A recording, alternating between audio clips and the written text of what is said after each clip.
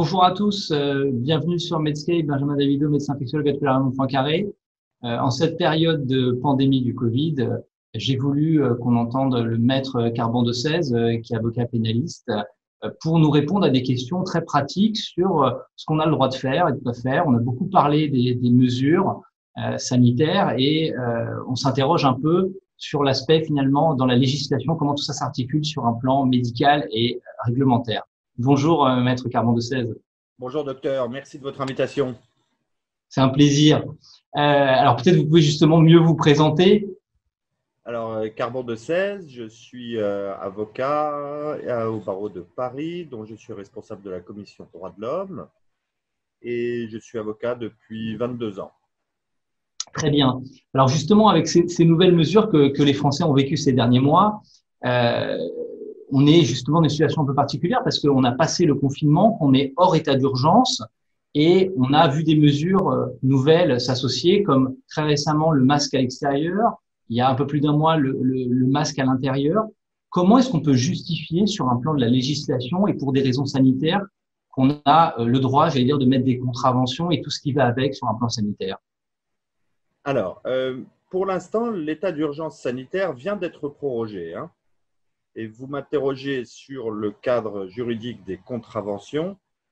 Pour ça, le Code de la santé publique le prévoit et un simple décret permet d'autoriser à ce que les contraventions soient verbalisées pour non-port du masque en extérieur, hein, pas en intérieur, c'est un autre sujet. En intérieur, il faut distinguer les lieux privés, que ce soit entreprise ou domicile, ou les lieux de la fonction publique. Mais typiquement, quand vous allez faire vos courses au supermarché, si vous n'avez pas de masque, est-ce que Oui. quelqu'un a le droit de vous verbaliser ou est-ce que quelqu'un a le droit de vous dénoncer? De dénoncer, c'est une tradition française, hélas, bien établie. On l'a vu pendant le confinement. Surtout, à l'intérieur du supermarché, c'est le règlement intérieur du supermarché qui prévaut. Donc, ce qui peut se faire, c'est que le vigile vous raccompagne à la sortie, c'est-à-dire que le supermarché n'est pas tenu d'accueillir quelqu'un qui contrevient à son règlement intérieur. Là, en plus, en l'occurrence, c'est une question de sécurité sanitaire, ça reste de la sécurité. Et par conséquent, on peut tout à fait vous raccompagner dehors. Dehors, si vous vous trouvez sans masque, eh bien là, des gens peuvent vous verbaliser. Le supermarché n'a évidemment pas la possibilité de verbaliser ses clients. C'est très Les clair. agents de la sécurité publique n'ont pas la possibilité d'intervenir dans l'enceinte du supermarché.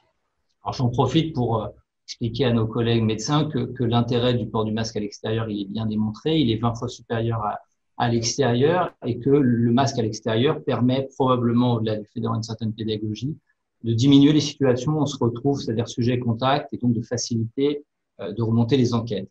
On parle justement aussi beaucoup de limiter ces contacts. Ça a été fait notamment au Royaume-Uni où on a limité à 10 personnes le nombre de contacts, ce qu'on a appelé les bulles, ce que font nos collègues belges. Finalement, on se retrouve, ce que vous avez commencé à expliquer, c'est-à-dire dans des situations de lieux privés. C'est-à-dire, on peut pas. Est-ce qu'on peut empêcher quelqu'un de faire une réunion de famille, un anniversaire, une soirée des jeunes à plus de 10 personnes? Comment est-ce qu'on peut le contrôler, ça? Alors oui, vous mettez le doigt, docteur, sur la bonne question. C'est-à-dire interdire, on peut toujours émettre des interdits, mais l'interdit n'a de sens que s'il est compris et s'il est sanctionné en cas de violation de l'interdit. Alors, est-ce que ça sera compris? Je pense que c'est le premier point et la compréhension de la législation en vigueur est sujet à débat, d'où l'intérêt de votre émission. Ça, c'est un point sur lequel vous reviendrez peut-être. Je vais me concentrer sur la deuxième partie de votre question qui porte sur le contrôle. Le contrôle en France est impossible dans une réunion privée. Pourquoi? Parce qu'elle se déroule dans des domiciles, ces réunions. C'est même ce qui caractérise qu'elle soit privée. C'est comment le droit opère une différence entre une réunion privée et une réunion publique.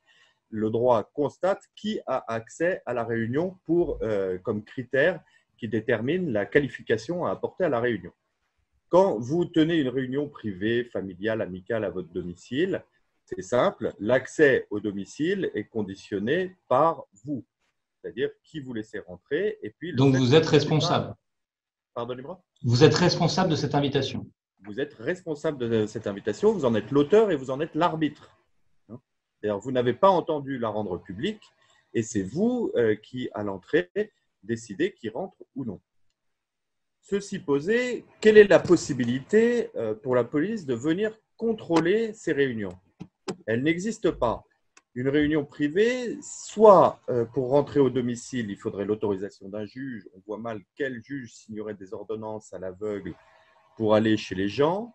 L'accès au domicile peut être aussi réalisé en cas d'acceptation du propriétaire ou de l'occupant principal du domicile.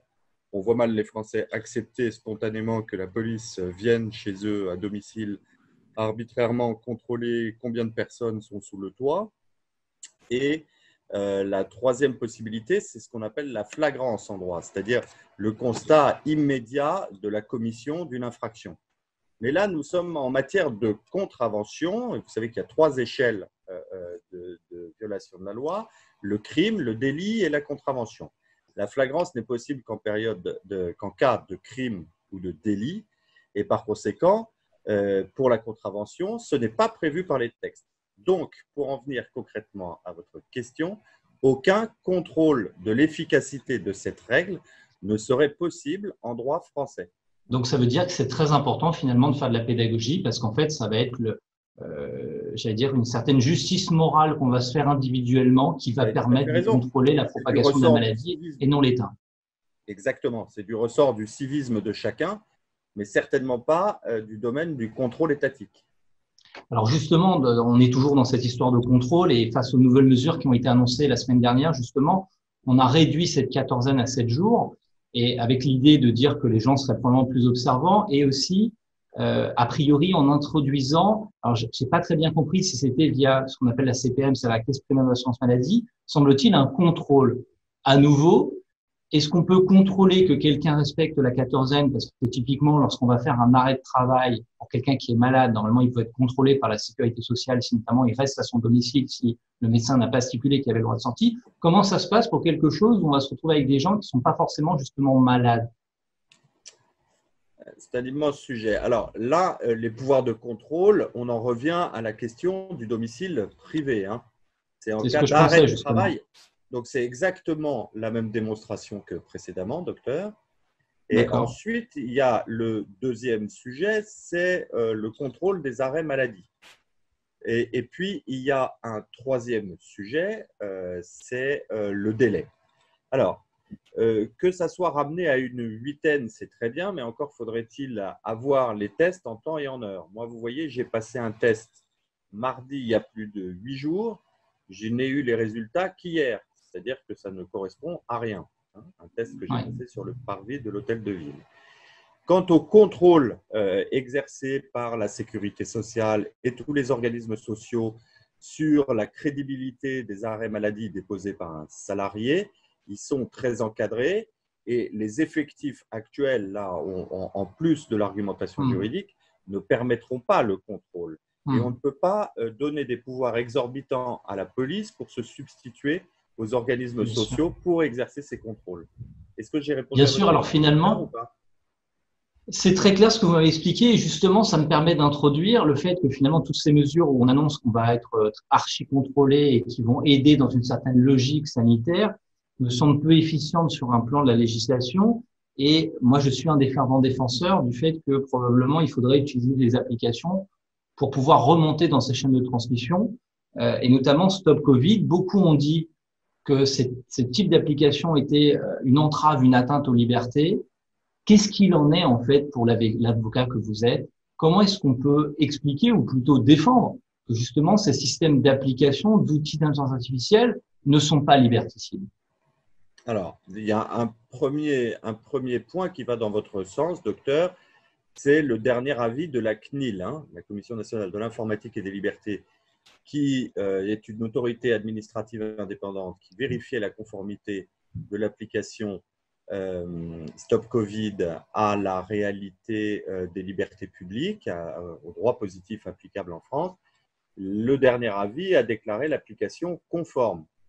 Donc, c'est ça qui va dans votre sens. C'est-à-dire que les dernières réserves qui avaient été effectuées au mois de juillet Ouais. Notamment sur les garanties de confidentialité par le sous-traitant, ont été levées par une décision au mois de septembre. Hein. C'est la première fois que la CNIL faisait injonction à l'État de se mettre en conformité.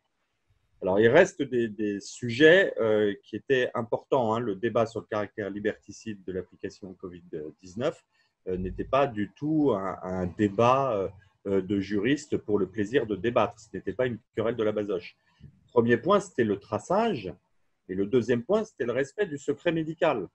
Donc, si vous voulez, il y avait un sujet pour savoir qui avait accès à cette information, notamment parce qu'on a des sous-traitants. L'obsession que nous avions quand nous avons posé des questions sur la conformité aux libertés publiques et à la réglementation générale de protection des données personnelles sur cette application, c'était qu'est-ce qu'en font les sous-traitants et comment les malades sont-ils protégés d'une intrusion, d'un piratage des données. Eh bien, pour aller dans votre sens, docteur, ces points ont été vérifiés. Et aujourd'hui, il y a de la part des spécialistes une levée des réserves.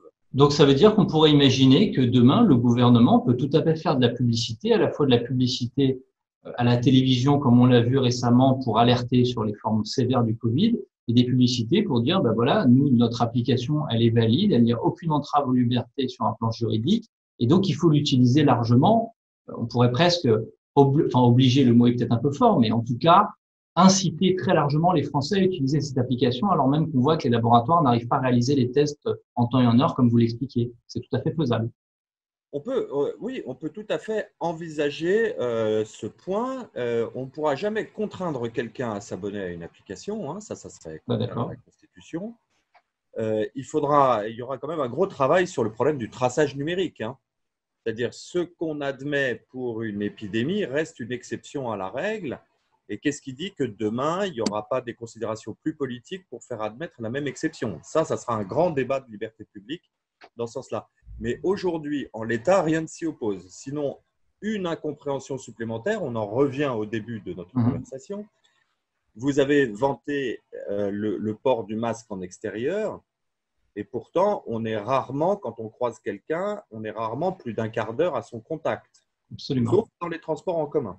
Mais dans la rue, quand on ne marche pas côte à côte de quelqu'un qu'on ne connaît pas pendant un quart d'heure.